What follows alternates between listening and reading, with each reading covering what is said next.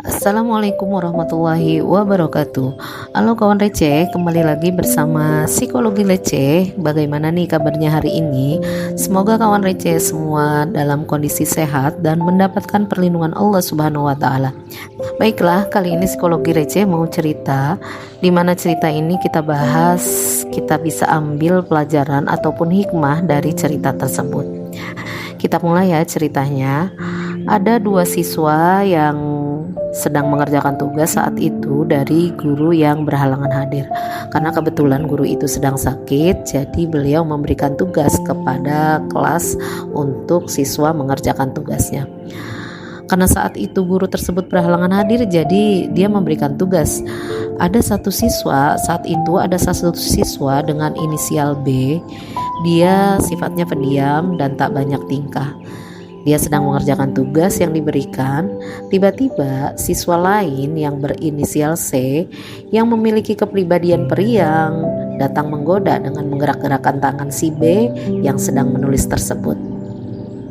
Si B merasa terganggu karena perbuatan C dilakukan berulang-ulang, padahal B sudah mengingatkan. Karena C terus mengganggu, maka si B terpancing emosi dan memukul wajah si C. Dan si C balik memukul hingga akhirnya saling pukul. Gimana nih kawan receh? Dari peristiwa itu ada pelajaran yang kita bisa ambil. Salah satunya adalah tentang bercanda.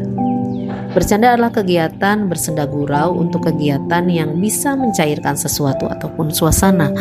Tapi jika dilakukannya berlebihan, maka bercanda itu menjadi sesuatu yang dilarang.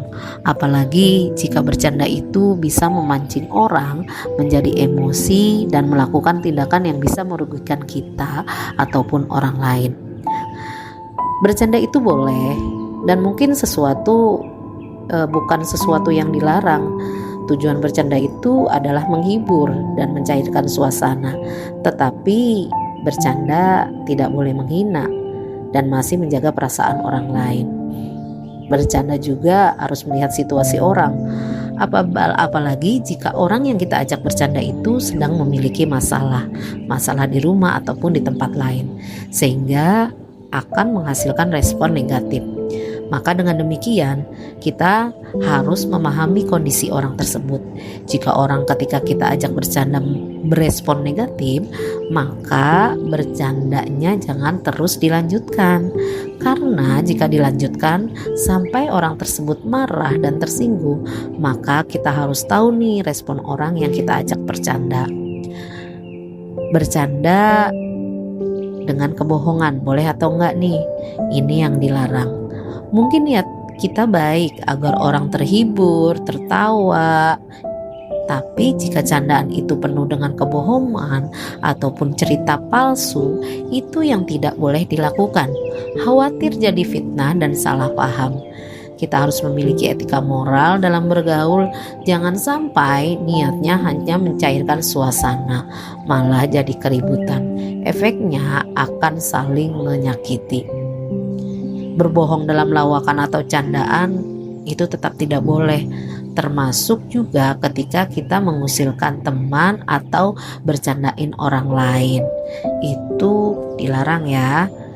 Bercanda dengan niat menghina itu pun tidak boleh. Mengolok-olok fisik, mengolok-olok orang lain, kekurangannya, atau mengejek kelompok dan suku tertentu. Etika moral dan batasan komunikasi yang dilarang, tindakan merendahkan, mengejek fisik ataupun menyakiti perasaan orang lain meskipun niat awal pelaku hanya sekedar bercanda. Bercanda berlebihan boleh atau enggak? Bercanda terlalu berlebihan, tindakan gurauan yang melampaui batas kewajaran atau mengandung unsur penghinaan fisik, kebohongan, atau membuat target merasa sakit hati dan terintimidasi meski selalu terucap dalilnya hanya cuma bercanda. Dalil itu yang selalu kita lontarkan kepada orang lain. Maka akibatnya jika kita bercanda terlalu berlebihan, apalagi dilakukan berulang-ulang, maka akan berdampak buruk pada orang lain yang kita ajak bercanda, dan itu bisa termasuk dalam kategori pembulian. Apa nih dampak buruknya? Yang pertama, bisa merusak hubungan pertemanan menjadi renggang. Karena orang yang kita ajak bercanda memicu kebencian dan permusuhan satu sama lain. Dampak yang kedua itu akan menjadi gangguan mental. Bercanda berlebihan jika dilakukan berulang bisa mengganggu mental seseorang karena menimbulkan rasa malu, ketidakpercayaan dirian, hilangnya rasa percaya diri, dan tindakan bercanda dengan menghina ini bisa termasuk menormalisasi pembulian dengan dalih kata bercanda.